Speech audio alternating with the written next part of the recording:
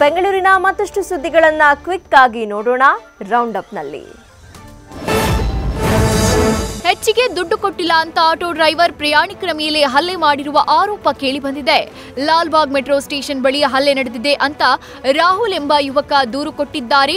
ರಾಹುಲ್ ಮತ್ತು ಆತನ ಗೆಳೆಯ ಆಟೋದಲ್ಲಿ ಲಾಲ್ಬಾಗ್ ಮೆಟ್ರೋ ಸ್ಟೇಷನ್ಗೆ ಬರ್ತಾರೆ. ಈ ವೇಳೆ ಹೆಚ್ಚು ಹಣ ಕೊಡುವಂತೆ ಆಟೋ ಚಾಲಕ ಒತ್ತಾಯಿಸಿದ್ರಂತೆ. ಆಗ ಕೊಡಲ್ಲ ಅಂದಿದ್ದಕ್ಕೆ ಮಾತಿನ ಚಕಮಕಿ ನಡೆದಿದ್ದು ಕೋಲಿಂದ ಹಲ್ಲೆ ಮಾಡಿದ್ದಾನಂತೆ. ಆ ಬಗ್ಗೆ ಬಸವನಗುಡಿ ಪೊಲೀಸ್ ಠಾಣೆಯಲ್ಲಿ ದೂರು ದಾಖಲಾಗಿದೆ.